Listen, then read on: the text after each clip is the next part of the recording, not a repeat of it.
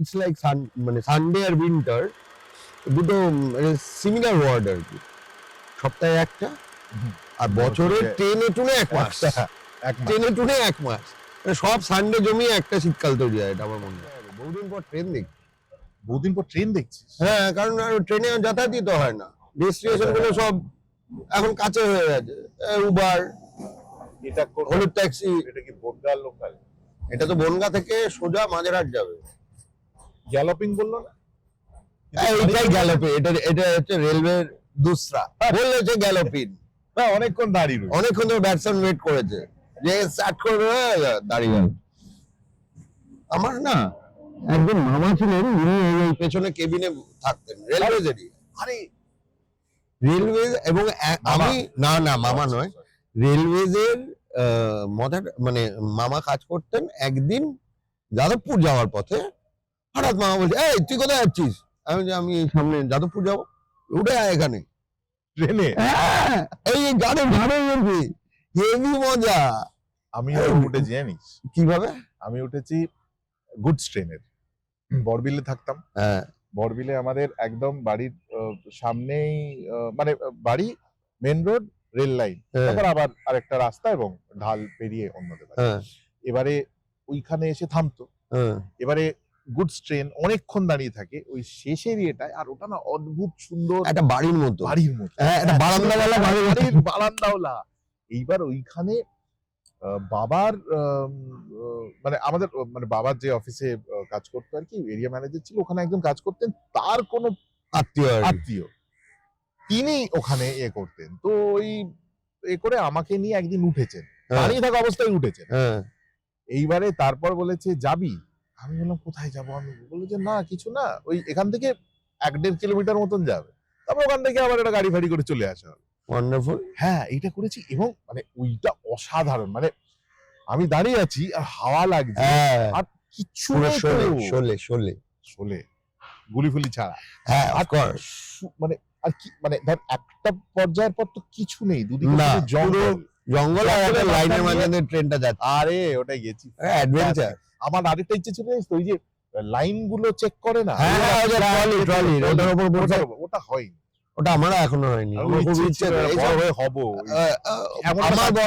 আমার বড় ইচ্ছা ছিল ভিক্টোরিয়ার সামনে কোচওয়ান গুলো, সেইটা। আরে আমার দুটো ইচ্ছে ছিল, একটা ছিল হচ্ছে মিস্ত্রি হব। কোনটা? রাজমিস্ত্রি? সেটা আমি জানতাম না তখন, কি বলে মিস্ত্রি হব। মিস্ত্রি না মানে করবিটা কি মিস্ত্রি হয়ে? বাড়ি ঠিক করবি? কি ঠিক করবো জানি না, কিন্তু কিছু মানে মেকানিজমে থাকবি আর কি। হ্যাঁ, মেকানিক বাড়িতে আসছে ঠিক করছে দেখছি। আমি তখন করলাম যে রেল লাইন, তাহলে ওইটার ডাবল, ওইখানে ডাবল প্রমোশন। তারপর আরেকবার ইচ্ছে হয়েছিল একটু জানা টানার পর ওই কামিকাজে পাইলট হবে। এনিওয়েজ, শীতকালী দিন। Is it? হ্যাঁ, তোকে দেখে বোঝা যাচ্ছে না, আমায় দেখে বোঝা যাচ্ছে না। আমি একটু শীত কাতুরে আছি, আমি একটু শীতটাকে কালকে হ্যাঁ হোক না ভাই, ওটা শীতের জন্য নয় বাবা, ওটা পলিউশনের জন্য। না, শীতের জন্য। এই এআই তারপরে বিভিন্ন রকমের যান্ত্রিক গোলযোগের মাঝখানে পলিউশনটা কিন্তু কেউ কমাচ্ছে না। এত কিছু আবিষ্কার হয়ে পড়ছে, বিভিন্ন অদরকারি জিনিস, সেই সব পলিউশনটা কেউ কমাচ্ছে না। এনিওয়েজ, এই রোববার গুলো আমার মনে হয় যে ইটস লাইক মানে সানডে আর উইন্টার দুটো সিমিলার ওয়ার্ড আর কি। সপ্তাহে একটা আর বছরে টেনে টুনে এক মাস, টেনে টুনে এক মাস, সব সানডে জমিয়ে একটা শীতকাল তৈরি হয়। এটা আমার মনে হয়। কালকে হেভি হয়েছে। কালকে আমরা এক বন্ধু জামা কাপড় নিয়ে, আমার ফ্যাশন সেন্স নিয়ে কথা হচ্ছিল, যাই হোক, মানে ও আমার পেছনেই লাগছিল। করতে করতে আমায় কি একটা বললো যে হ্যাঁ সোয়েটার পরার কি দরকার, এমন তো কিছু ঠান্ডা পড়েনি। আমি সোয়েটারটা হচ্ছে পুরনো প্রেমিকা, বছরে একবার জড়িয়ে ধরে, বলছি ভাই এইটা তো, এটা হচ্ছে ওই রকম দিলি তুই বলেন। অনেকটা বিরিয়ানিটা খাবার না, ওটা একটা ইমোশন। হ্যাঁ, কি জান আরো একটা হয় আজকাল, সেটা হচ্ছে কলকাতা বিরিয়ানি ইমোশন। হ্যাঁ, কলকাতা বিরিয়ানি ইমোশন। আর একটা হয় আজকাল, এতে মিশে গেল ওতের ডাক, না এরকম একটা কিছু হয় না, মানে ইন দ্য সেন্স বিরিয়ানিতে মিশুক প্রসাদের স্বাদ, এরকম একটা হয়। মানে আচ্ছা কমিউনাল হারমোনিটা, ও আচ্ছা এই হ্যাঁ এটা ইন্টারনেটে প্রচুর পাবি তুই, এক একটা সময় এটা হয় সত্যি হয় না তো? শাঁখের আওয়াজ মিলে গেল আজানের সুরে টাইপ। না না সেটা সেটা ঠিক আছে, বিরিয়ানিতে অন্য কিছু মিশে যাবার ব্যাপার হয় না তো? আমি তোকে মানে অভয় দিচ্ছি, এটা যদি কোনোদিন হয় সবার আগে আমি বিপ্লব করব, বোম বাঁধবো। কি দেবে? হয় আজকাল এই ইমোশন গুলো মেশাতে মেশাতে একটা ইমোশনাল ককটেল। আচ্ছা শীতকাল ইজ, আমি সব থেকে বেশি মিস করি শীতকালের হচ্ছে সকালবেলা খেলতে যাওয়া। আমাদের এটা 7-8 জনের দল ছিল, তারপর সেটা একটু বৃদ্ধি পায়, 10-12-তে দাঁড়ায়, 6 সাইড 7 সাইড করে আমরা খেলতাম, বা কারোর বন্ধু এলো বা আমার ভাইরা এসে আছে তারাও সেদিন চলে গেল।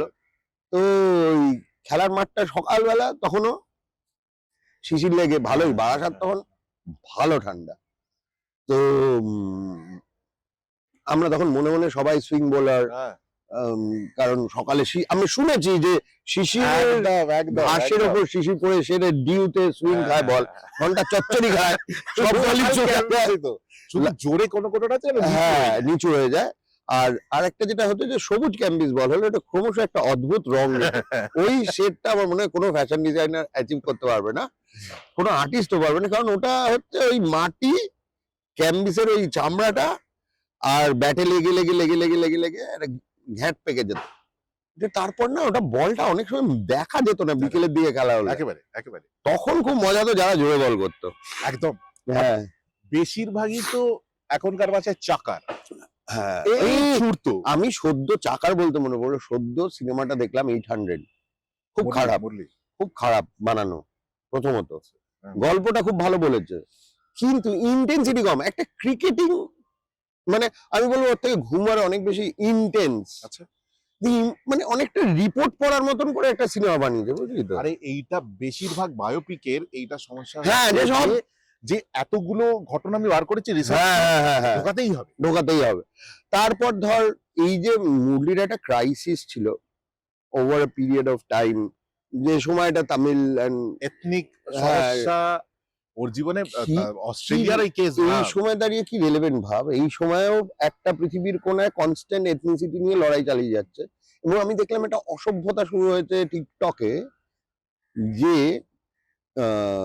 ইসরায়েলিরা they are doing makeups like the Palestinian, আচ্ছা যারা আর কি অ্যাটাক, যে ধর দাঁত নেই, এখানে লাল সেজে they are dancing and they have a song that that land does not belong to only you but all of us and all that. আচ্ছা হ্যাঁ এটা এটা একটা সাংঘাতিক আমার কাছে। এবং তারা সুস্থ, মানে আপাত চোখে সুস্থ মানুষ, they have come down to this, এইটা আমার খুব অদ্ভুত লেগেছে বাবা। এই যুদ্ধটা সাংঘাতিক, এই যুদ্ধটার কিন্তু জেনারেশন ওয়াইজ ইম্প্যাক্ট রয়ে যাবে। হয়তো বন্দুক বানানো কোনোদিন বন্ধ হবে, সেটা সবারই ইচ্ছা, কিন্তু এই যে ভায়োলেন্সটা শিখে গেল একটা video, that will become very strange place to be. এইটা একটা মানে তোর বারাসাত আর আমার বরবিল ছোটবেলাকার জায়গা, মিলেমিশে যায় কোথাও গিয়ে একটা একেবারেই। আমি যতবার ওই লাস্ট আমরা যে আড্ডা মারছিলাম বইটা নিয়ে, আমি মাঝে মাঝে বইটাই ফিরি এবং আমার না প্রচুর স্মৃতি ওই ভেসে ওঠে বলে না, মানে সারফেস করে ওইরকম হতে থাকে। আমরা যেখানেই থাকি না কেন আমাদের বেড়ে ওঠার সময়টা ইউনিফর্ম একটা গ্রিড ছিল, ফলে ফলে আমি যদি সাজানের গান শুনে থাকি বাজে কার্তিক পুজোর, তাই শুনছি ওখানে।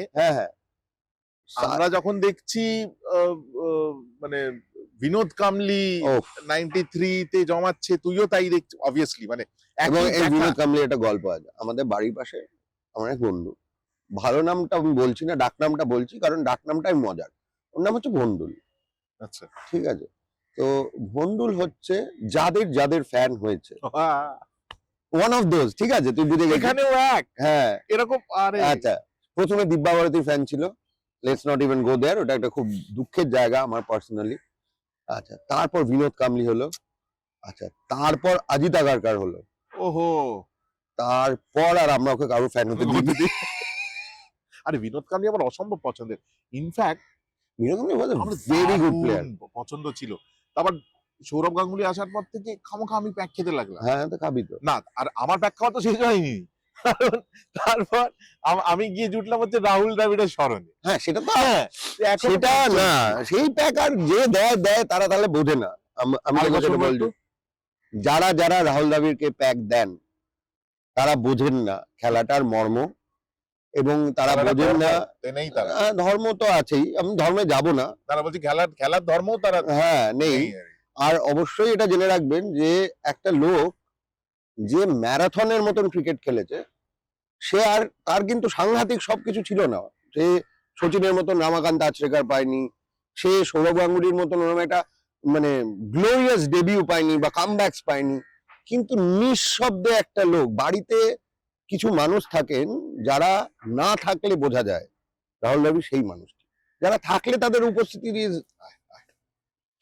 এইভাবেই আমরা প্রথম এপিসোডে গলা জড়াজড়ি করে এখানে কাট বলবো, কারণ আমরা ইমোশনে বয়ে গেছি। পাশে গঙ্গা, ঠিক আছে, ইটস ওকে রে। এইটা কি শুরু করেছিলাম, কোথায় গিয়ে থামলাম।